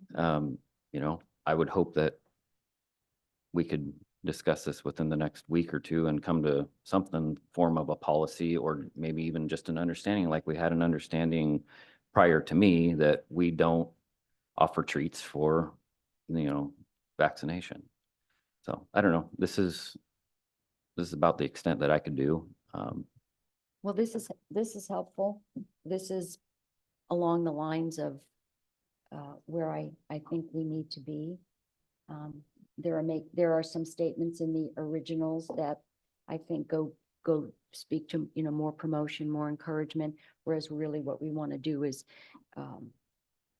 like, if you look at your last post on the first page, flu shots are still available. Talk to your pharmacy or doctor about, risks or benefits, or, whether these are right for you, something like that. Right. To your point, Chair, about having people really just look at the, get the information about whether or not this is truly informed consent. So I guess where I'm going with this is that this policy, I think, should be specific to social media and website information. And the posts and information that are meant for the general public. This is, in my mind, this does not apply to our public health department that is meeting with individuals one-on-one, right? You're going to have, every conversation will be different. So something that is tailored to social media, general messaging, and perhaps something that just says Yamhill County HHS public health vaccine and pharmaceutical product messaging will not contain attempts to influence people for or against a particular product or intervention, emphasizing individual choice and informed consent. To me, it's a principled statement. It very clearly defines that we don't want to be in a position of promotion, that we don't feel that that's the proper role of government, but it doesn't limit Director Manfred from talking about availability or only availability. It doesn't limit to talking about access. It doesn't limit to talking about, making recommendations to talk to your doctor, all of that stuff. It's just, it's more of a simplified version of where our principles are on this topic. Would we then have to add social media and website, or in terms of that, so it excludes the one-on-one patient Sure. interactions? If we want to, it seems that's where the sort of the crux of the debate is happening, is from social media posts that are generated or whatever's on our website. Social media and internet messaging. Emphasizing individual choice and informed consent. So can you read what your wording was?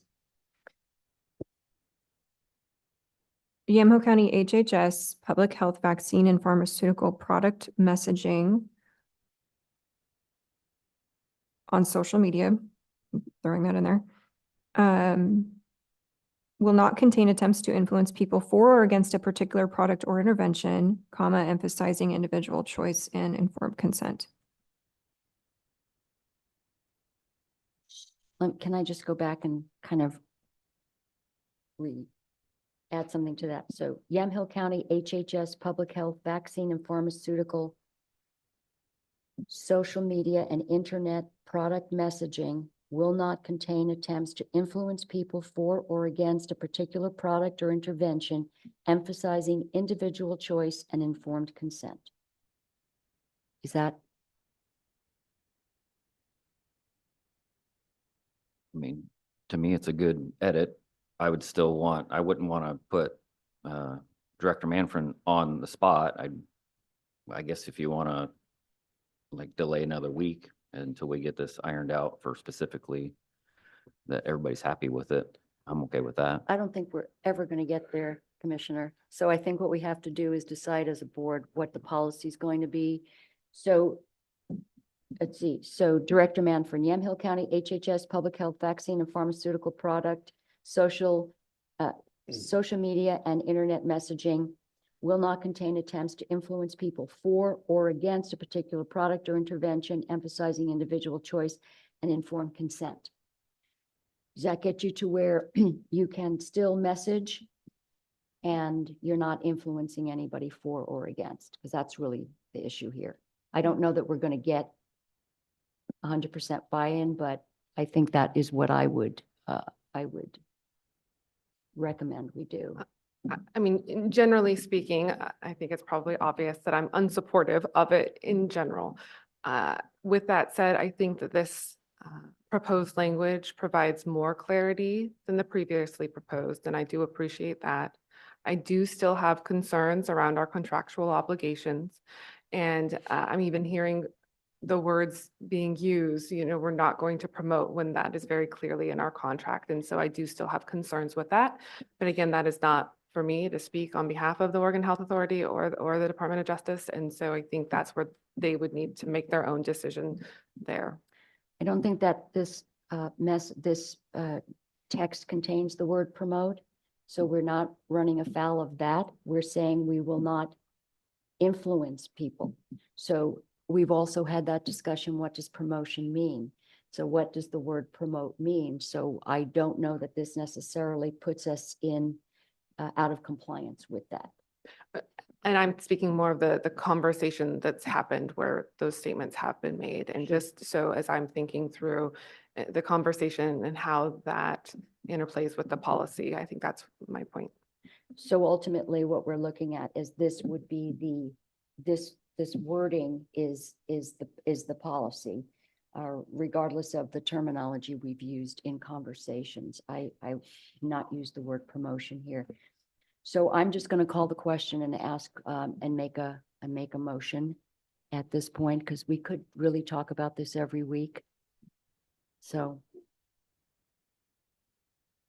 Yeah, I don't know that OHA knows what promotion means to them even. So if they're willing to define it clearly, then we can consider what it means. But I don't know that that's been done either. So I'd like to make a motion. I mean, if it helps, I can tell you what they said. Could we first, in- because I know Yeah, if you the can commissioners make it- called you for have to the call it question. several times if you want to call for the question. then you can I'm have just some thinking further process wise, discussion. so we can make sure we get it accurately reflected in the You minutes want to as well. reread the Yes, Your proposed motion? language? Yeah. Are you making a motion? I'm making a motion that we consider the policy that Yamhill County HHS Public Health Vaccine and Pharmaceutical Product Social Media and Internet Messaging will not contain attempts to influence people for or against a particular product or intervention, emphasizing individual choice and informed consent.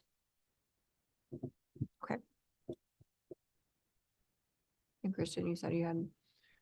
Oh, yeah, I mean, if the board still wants to have some further discussion, I was just gonna read you what OHA had said in response to the question when we asked them last time about amending that language. They said that they recognize each local public health authority operationalizes and implements program element scopes of work in their own unique way to best meet the needs of their community, and the contextual implementation is expected as long as the work's in alignment with the program element expectation. So I think they understand that every community is gonna approach this slightly differently. So I guess we'll see how they interpret this policy language if Okay. it comes to that. Okay.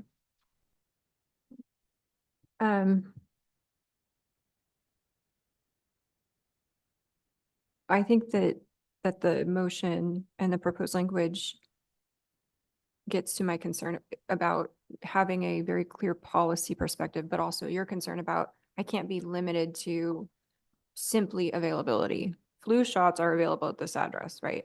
There has to be some other language that goes out.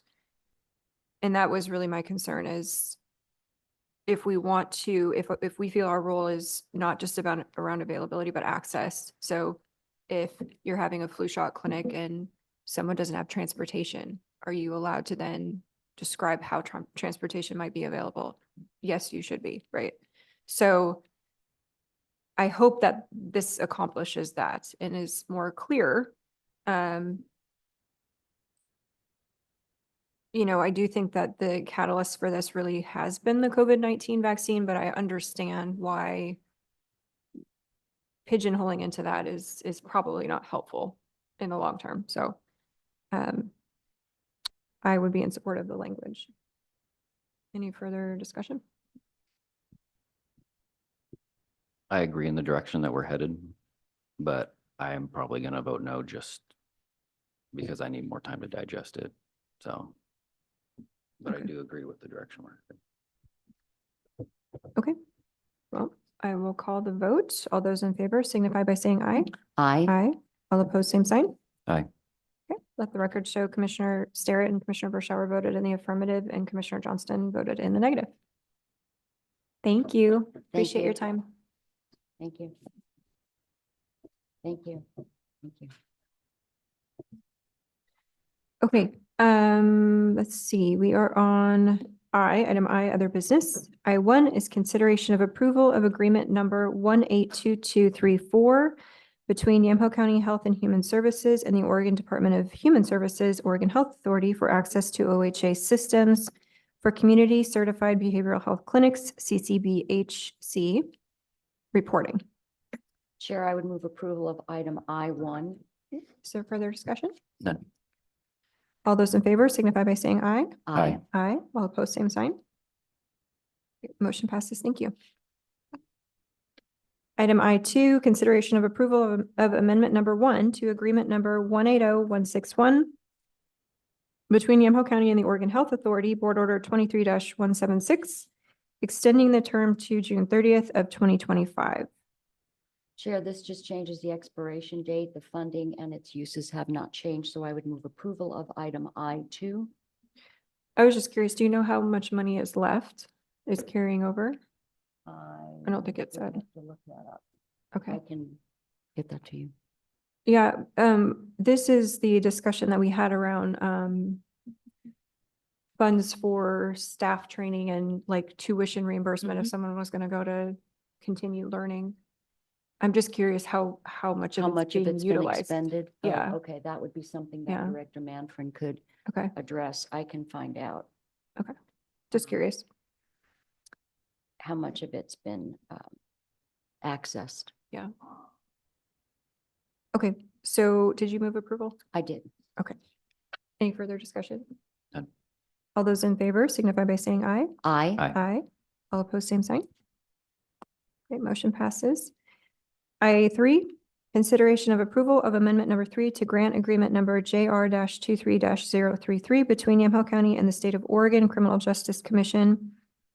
Board Order 21-500, extending the term through June 30th of 2024 to allow use of the remaining unspent funds in the amount of $14,570 to complete current diversity, equity, and inclusion DEI capacity building grant projects.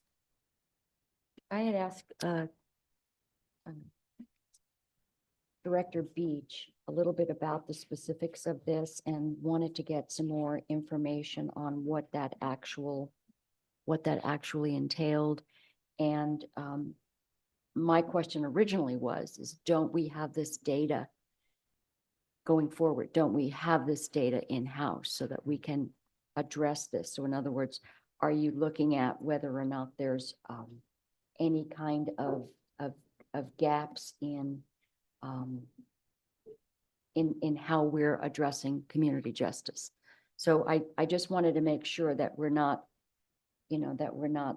again, these DEI contracts can sometimes really be checking a box, but really what did we accomplish with them? And I haven't been able to, I think Director Beach is out for a while, but I heard her mention in passing about the utilization of the and the participation in that process so far, and it was a little concerning in terms of the lack of participation, but I might be conflating two different issues.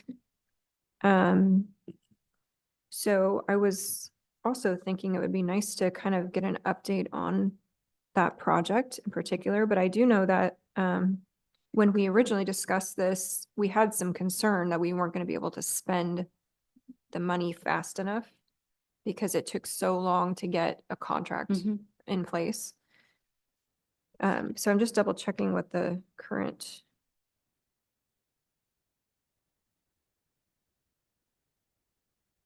what the current, let's see, deadline to use grant funds was December 31st of last year.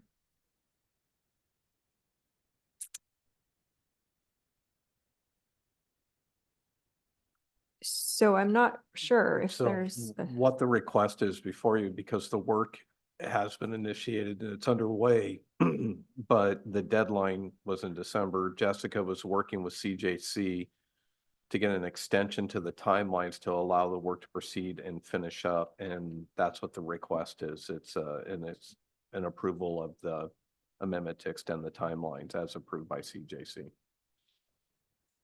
okay. I remember we had a conversation about a second pot of money that would then allow us to actually take the plan and implement it. Do you recall that? And we were saying, well, you know, we can accept these funds, but we want to make sure we actually can do something of value with it. So we would hope that we would get the second pot of funds. I think that's not this. I don't think that's this, Right. because I had asked a little bit about the facilitator and a little bit about the consultation, the consultant, and what the body of information was in terms of what were they looking to get? Were they going to get anything of any value to inform some of the work that's done in this department? And I didn't have any concerns at that point. Again, I just always look at these DEI contracts and obviously we want to make sure that these are it's going to be money well spent, even though we did receive the grant for it. Okay. Well, work is currently underway. So, and I know Jessica's out for a while, so I don't want to delay it because we are already doing the work currently. But Correct. it would be nice to get a kind of an update because I think, I don't know what meeting that was, but it must have been lipstick. I'd have to go back and Might look. have But been. anyway, there was some concern about participation rates. So, you Right. know, what's the quality of the data we're getting? So, Mhm. so I can follow up with her on that. But in the meantime, I would move approval of item I3. Is there further discussion? None. None. Okay, all those in favor signify by saying aye. Aye. Aye. Aye. All opposed, same sign. Motion passes. So I can send her some questions. Follow up.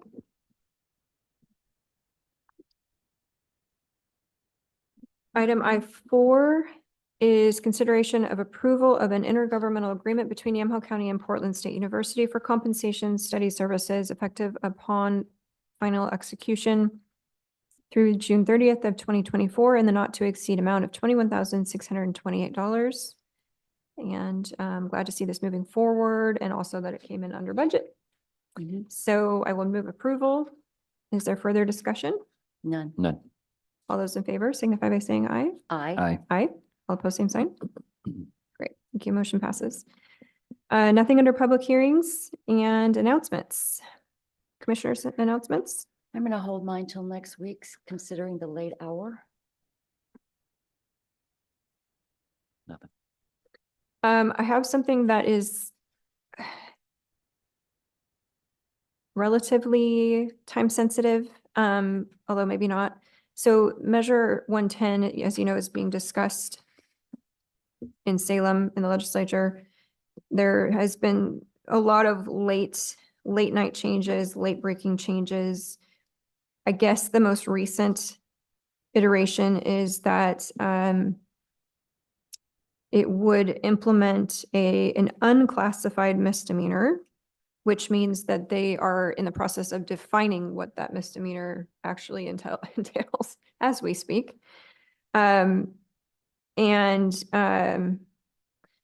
That there would perhaps be as part of that misdemeanor, some potential jail time, depends on if there's a probation violation or whatever. But that they could get early release if they entered into treatment.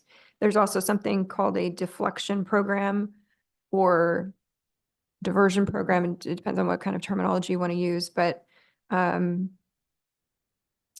not every county has those programs currently. And so the solution currently is that they kind of want to do what we are already doing. And I think that's my frustration is we've been doing this for a long time. We've been doing pretrial work. We've been doing our drug court. That's been very successful. We lost the enforcement part. We lost the sick, right? So we need that back, which is why people have been pushing for a Class A misdemeanor to then make sure folks went through the proper process that has been very successful in Yamhill County. Not every county has that, but we do. What we don't have are treatment facilities that we can funnel folks into. And so I think the concern around this new proposal is that, you know, if the push is really these deflection programs where we're pushing people into treatment and there's no accountability for them staying there or entering that treatment program, and we have a lack of them, what's really happening? Is it really a change from the current situation with Measure 110? There are some counties that are on board with this. There are many who are not. And we are being asked to sign on to a letter of intent by tomorrow that says that we are on board with this plan and we would be interested in accepting money for it, yada, yada, yada. I don't know that that's a wise move for us because the devil's in the details and there are no details at this point. So we don't know what we're signing up for. If they are going to be funneling money and fast tracking money to counties to invest in treatment facilities, I would assume we'd be on board with that all day long. But there are no details when it comes to what exactly we're signing on to. So I'm hesitant to suggest that we craft a letter or that I have permission to craft a letter in response to this request. There's just so many moving parts right now, and I haven't had the chance to talk to our sheriff about it specifically or the DA, both of whom are very involved with this discussion and around the table.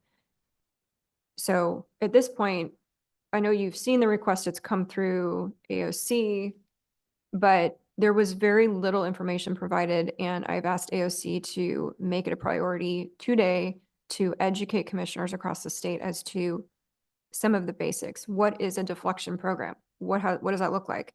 What is an unclassified misdemeanor? They don't know because they haven't defined it. So we don't know what we're signing up for, and I think that seems to be a consistent frustration with commissioners. I know definitely our neighbors that I've spoken to. So I don't know that we can respond to that request. And I was told that it's not necessarily you have to get your name on the list by 5 p.m. on Friday in order to receive money. I think that was there was misinformation on that. So hopefully that's the case, that there isn't this deadline. But I'll keep watching it. And if I see that AOC calls an emergency meeting to update us, I will let you know. Hopefully it will come through. But it's very difficult to sign on the dotted line when there's just no details. So The word deflection and in terms of its replaced diversion was concerning to those of us who had this discussion in some of the HHS subcommittees with public safety. We're wondering why diversion we would stick with diversion because that's what our drug courts do basically. And as you mentioned, very successful. The LEADS program is successful. Those types of things, but a deflection is just it's sort of gobbledygook for what does deflection mean. So that was a red flag for me. And I think when someone tells you better sign this or you're not going to get any money, that's always a concern. Yeah. So appreciate your vigilance on this. So you're saying you need consensus to write a letter then, or no?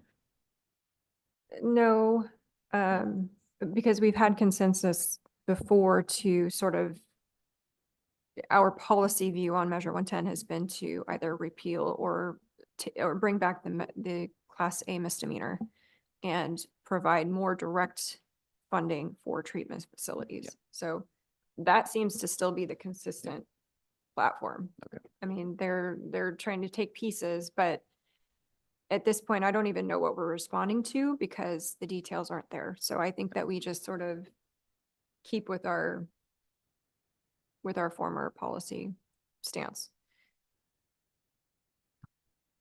On a more positive note, I am meeting with Provoking Hope today as part of a roundtable discussion about their idea for a new treatment center. So very, very, very early stages of that. It's conceptual at this point, but I want to make sure that the county is at the table in those discussions and providing help if we can. So As long as we can make sure we can also focus on the youth aspect. Since we can't get a recovery high school here, maybe we can get a recovery program in a detox or in a rehab program. So thanks for doing that. announcements? Nope. You still don't have the third act for the fair? Nope. No, nothing yet. Okay. We'll be waiting. Okay. Anything else for the good of the order? All right. I will adjourn the Yamaha County Board of Commissioners formal session for February 22nd, 2024. It is